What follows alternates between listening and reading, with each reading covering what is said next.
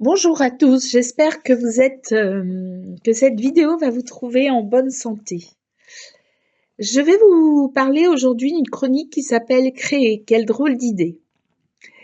Pourquoi cette chronique? Beaucoup croient que la création est réservée soit à une élite qui aurait un don ou à l'enfance qui devrait être dépassée, résolue, oubliée lorsque l'on est adulte. Il n'en est rien.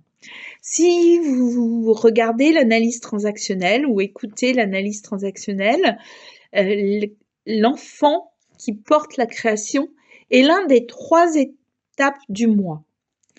En fait, l'objectif, c'est de pouvoir, en fonction de la situation, en fonction de ce que l'on vit, de notre besoin de pouvoir interagir à l'autre, de pouvoir passer sur les 3 états du moi qui sont le parent, l'adulte, l'enfant. C'est ainsi que l'on peut vivre dans quelque chose qui est l'ordre de la complétude. Créer rend heureux pour plusieurs raisons qui touchent à la fois à la psychologie, aux émotions et à la biologie du cerveau. Il y a d'abord la notion d'expression et épanouissement personnel. Créer permet d'exprimer vos émotions, vos pensées, vos imaginations. C'est une forme de libération qui nous aide à mieux nous comprendre et qui aide aussi à donner du sens à ce que l'on vit. Donner du sens à ce que l'on vit. Je crois qu'humainement, quel que soit ce que l'on vit, et là peut-être que je vais à l'encontre de ce que dit Maslow dans sa pyramide, on cherche à un moment à donner du sens, y compris les gens qui se vivent dans la rue, dans l'insécurité. Bien sûr, leur préoccupation première, c'est plutôt de trouver de quoi manger, de quoi boire, etc. Et qu'ils vivent dans le stress tant qu'ils ne le sont pas, dans cette forme d'insécurité et qui peut aussi être due à un manque de sommeil. Mais quoi qu'il en soit, créer donne du sens à ce que l'on vit et ce sens est essentiel pour tout le monde. Je crois que quel que soit ce que l'on vit, à un moment on se pose la question. Pourquoi? Quel est le sens de cela? Pendant qu'on crée, on a ce que nous on appelle en art-thérapie le flow. Le flow étant l'instant où on est complètement dans la création, même ceux qui ont des douleurs chroniques ne les sentent plus, et c'est comme si le temps s'arrêtait. Cet état est souvent associé à un profond sentiment de bien-être. Alors abusez-en. Lors de la création, le cerveau sécrète un neurotransmetteur qui s'appelle la dopamine. La dopamine est liée au plaisir, à la motivation.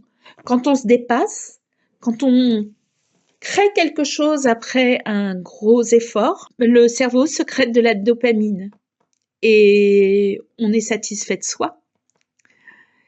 Cela donne une forme de fierté. La création permet aussi de vivre dans le moment présent. De par ce flow, elle permet d'apprendre à déconnecter de nos peurs éventuelles de l'avenir, de nos frustrations du passé et de vivre dans l'instant présent. Si vous écoutez un écrivain que j'aime beaucoup qui s'appelle Eckhart Tolle, il dit que dans le présent, nous n'avons pas de problème. Et je crois que c'est juste. En fait, quand on est dans la pleine conscience, et on en reparlera souvent, on est dans le bonheur, on est dans le bien-être, on est dans quelque chose qui fait que je m'habite ici et maintenant. Créer, c'est aussi voir quelque chose naître de nos efforts.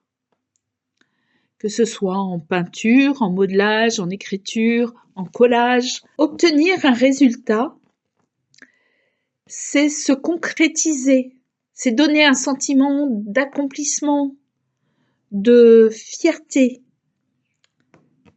C'est aussi, et ça c'est une des choses que l'on apprend en art-thérapie, laisser une trace.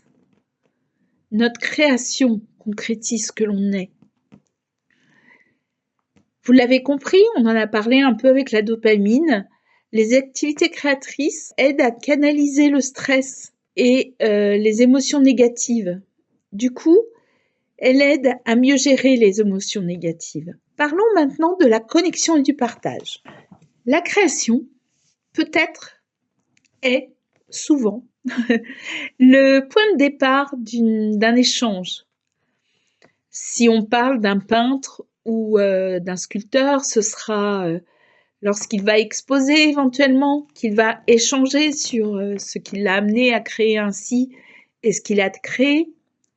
Mais si l'on parle d'un bénéficiaire dans un cabinet ou de quelqu'un dans la sphère privée, créer va permettre de révéler des émotions, peut-être des choses auxquelles on n'avait pas pensé, des clés, et éventuellement être le point de départ d'une discussion à plusieurs sur qu'est-ce qu'a révélé la création, comment on doit le comprendre, quelle dimension on doit lui donner, est-ce qu'on peut aller plus loin? Est-ce que en verbalisant ce qui s'y a été vécu, on peut effectivement mettre des mots sur d'autres choses, mieux se comprendre? Enfin, à travers l'art, vous pouvez vous créer et créer la vie en adéquation avec votre moi profond. Vous avez compris que l'art, la création, permet d'être à l'écoute de vos émotions. Alors, c'est quelquefois aussi le cas quand vous allez voir un vernissage, une exposition. Les émotions vous guident vers une vie qui pourrait vous être plus agréable. Dans le chakra 2, le hara, la partie du corps qui est à peu près à une main en dessous du nombril, en fait, vous pouvez obtenir des réponses sur est-ce que l'action que je vais entreprendre est juste pour moi? Est-ce que je dois prendre cette décision? Est-ce que je dois prendre ce chemin? Il va se contracter si ce n'est pas juste et éventuellement s'expandre si c'est juste.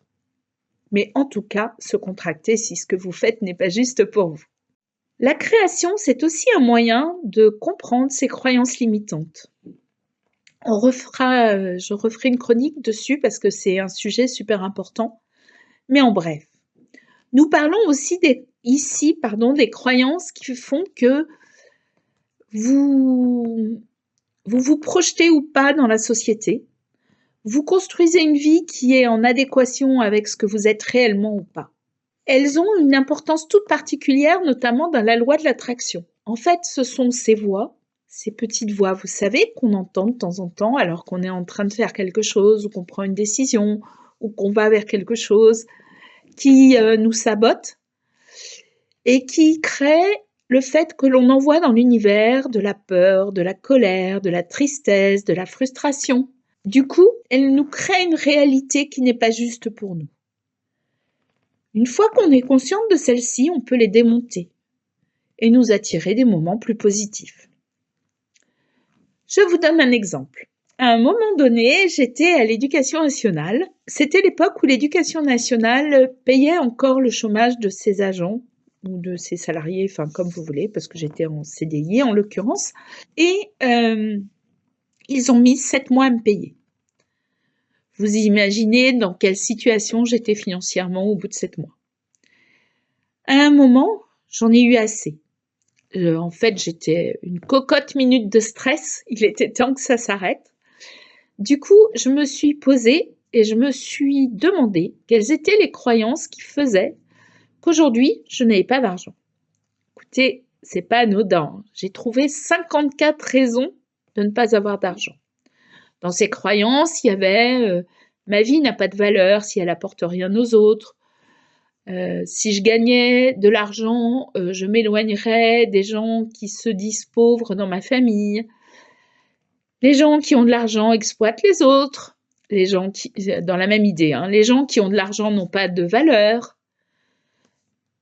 Pour gagner de l'argent, il faut travailler, mais tellement dur. Il faut fournir tellement d'efforts. Voilà.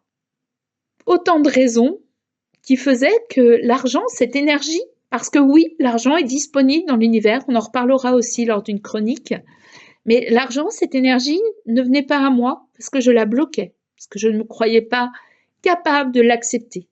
Elle est censée passer par nous et être distribuée par nous. Elle n'a pas de raison de stagner où que ce soit dans l'univers. C'est une énergie disponible à tous. La question, c'est que faisons-nous pour l'accueillir, cette énergie? La créativité a quelque chose d'unique. Elle vous crée. Elle crée votre vie. Elle crée ce vers quoi vous avez besoin d'aller à partir du moment où vous écoutez qui vous êtes profondément. Il n'y a pas ici à parler d'experts. Entendez bien ce que je suis en train de vous dire. Les experts vont poser du cadre. Alors que la joie, l'émotion, le bonheur ont besoin de liberté, d'espace psychique pour s'exprimer. Alors vous créez quoi pour être heureux? Je vous remercie pour votre écoute. Je vous dis à bientôt pour une nouvelle chronique. C'était Caroline Arnaud, Libertart. Portez-vous bien.